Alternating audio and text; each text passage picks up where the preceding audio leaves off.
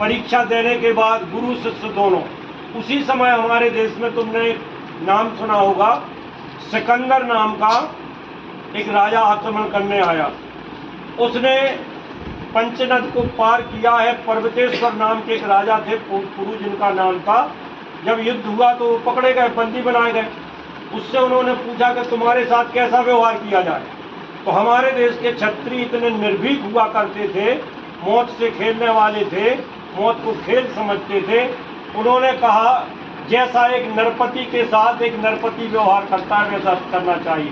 तो लोहे की श्रृंखलाएं छोड़ दी और पर्वतेश्वर को छोड़ के आगे बढ़ा। यहाँ शैल्यूकस नाम का उनका सेनापति था। चंद्रगुप्त और चाणक्य यात्रा कर रहे थे, प्यास लगी, समुद्र के किनारे बेहोश होकर चंद्रगुप्त गिर गए। उनके से झपट्टा मार रहा था। शैल्यूकस ने एक बाण मारा और शेर को मार डाला।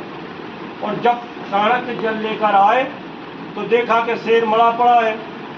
तो ये शैल्यूकस से मित्रता हुई, पर उसकी बेटी से चंद्रगुप्त का विवाह हुआ और पाटलिपुत्र जाकर के उस धनानंद का वध करके चक्रवर्ती सम्राट बनाया। एक बौद्धिक क्षमता वाले ऋषि ने एक चंद्रगुप्त नाम के 5 साल के बेटे को संभाल कर। तो आप आज जो देख रहे हो हमारे देश में संस्कृति बची है, मैं गर्व के साथ कह रहा हूँ। इस धरती पर मैंने राजमाता सिंधिया को आया देखा, स्वर्गीय रघुराज सिंह जी यहाँ पर संचालन कर रहे थे, डॉक्टर साहू जी उस समय राजनीतिक प्रोधा थे। तो इस जगह पर आज हम जो देख रहे हैं वो बहुत सुंदर लग रहा है। और यदि धर्म बचा है, संस्कृति बची है, और आज जो भारतीय जनता पार्टी निर्विघ्न राज कर रही है, उसके मूल में यही विद्या भारती है। यदि इनको संस्कार नहीं दिए गए होंगे, आचार्य लोग कम पैसों में पूर्ण मनोयोग से आपको विद्यार्जन कराते हैं, मेरिट में नाम आए। मैं तो कहता हूँ जितनी ये विदेशी संस्थाएं आ गई यहाँ हमारे आजू बाजू, इनको मात करने के लिए तुम्हें एक नया संकल्प आज लेना होगा कि यदि कोई अंकों में आगे आए तो हमारे ग्राम भारती से, सरस्वती शिशु मंदिर से ही कोई भी भैया बहन मेरिट में आए। और इन जितने ये आसुरी संपदा लेकर के एक आप विद्यालय खोल करके प्रलोभन दे के पढ़ा रहे हो, जानते हो ये धर्म को कैसे विचलित करते हैं। मैं एक जगह जंगलों में भीलों के ठाकुरों के लिए जो कन्वर्ट करते थे, तो वहाँ पर मैं काम कर रहा हूँ लगभग 30 साल से, 30-32 साल से वहाँ जाता हूँ। एक गांव में उन्होंने एक टब रखा और कहा कि जिसके भगवान इसमें से तैर जाएंगे वो धर्म सबसे बड़ा है।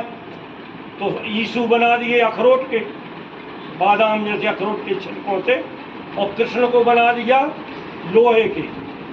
तो जैसा ही वो कृष्ण को डाला वो डूब गए। उन्होंने कहा जब तुम्हारा भगवान स्वयं डूब गया तो तुम्हें कैसे तैरा पाएगा। और ईसा मसीह लहरों में उस पार पहुंच गए। मुझे मालूम पड़ा, मैंने कहा अरे मूर्खों, हमारे देश में यदि सीता की भी परीक्षा हुई है जगत जननी की, तो अग्नि परीक्षा हुई है। और अग्नि जलाओ, अग्नि में जब लाल कृष्ण को डाला तो वो लाल लाल हो गए, लाल कृष्ण अडवाणी की तरह लाल लाल हो गए, और अखरोट के वे फुर्र से जल के नष्ट हो गए। तो पूरे हमारे जितने भी वहाँ हिंदू धर्म को मानने वाले कट्टरपंथी लोग थे, उन्होंने आके हमें घेर के बहुत बड़ा जुलूस निकाला। कांग्रेस का शासन था, एसपी कलेक्टर आ गए, इंक्वायरी खड़ी हो गई, और हम यहाँ पर प्रिंसिपल थे, वहाँ कथा पहुँच रहे थे। हमने कहा पकड़े गए फोर्जरी में, पर हमने भगवान से प्रार्थना की और इतना बड़ा हुजूम उमड़ा। एक उपाध्याय जी जिलाध्यक्ष थे, उन्होंने कहा हमारी गर्दन कट जाएगी तब पंडित जी को अरेस्ट करोगे। और वहाँ से उनने अपना बोरिया बिस्तर बांधा और एक पालिका बाजार कहलाता था छोटा सा गांव, वहाँ से वो भाग गए।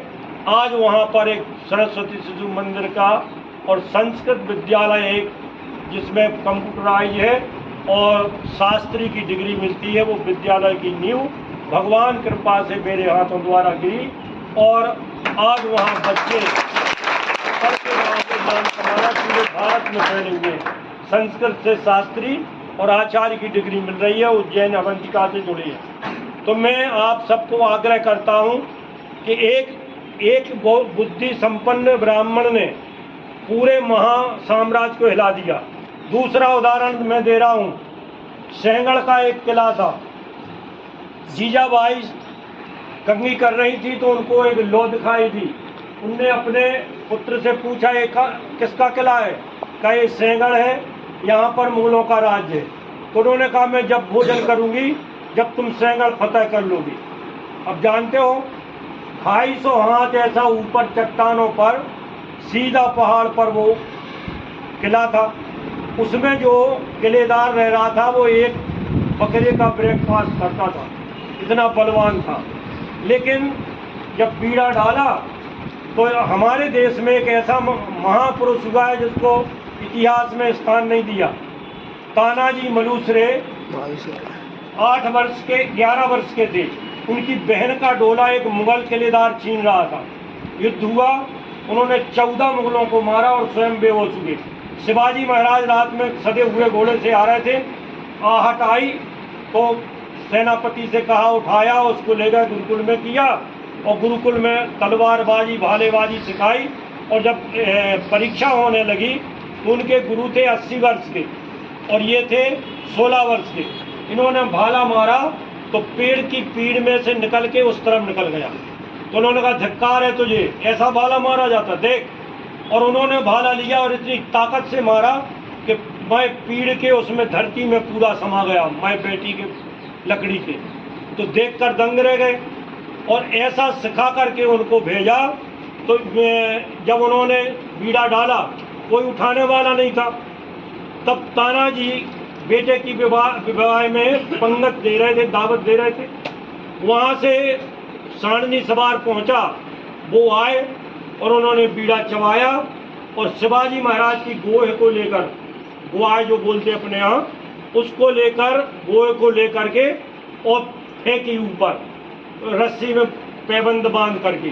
तो 3 बार गिरी, उसने चौथी बार का मार के खा जाएंगे ये शिवाजी महाराज की सौगंध है, और फेंका तो वो चिपक गई। और हमारे 10 सैनिक शिवाजी महाराज के चढ़े, भीतर जाकर अर्गला खोली और हर हर महादेव का नारा दे करके रात में युद्ध होने लगा।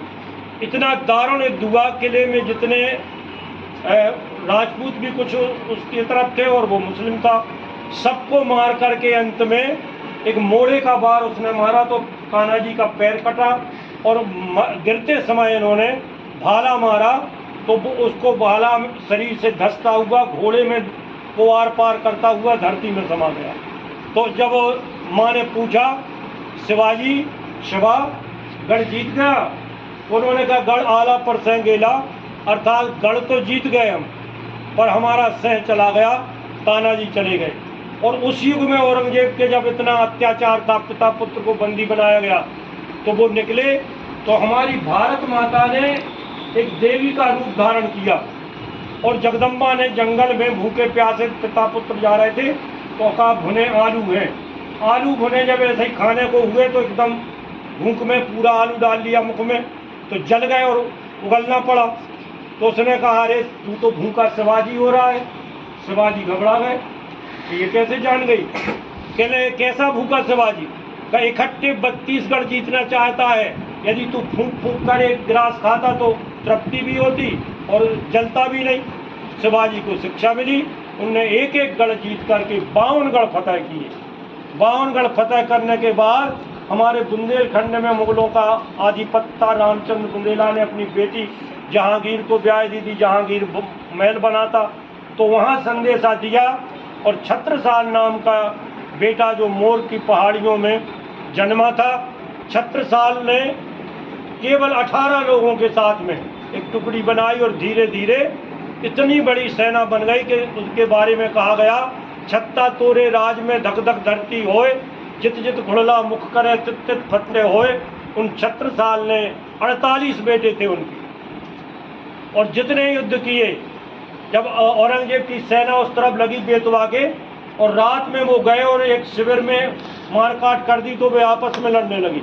ये बेतवा में कूदे तो एक घड़ियाल ने पैर मुख में दाब दिया।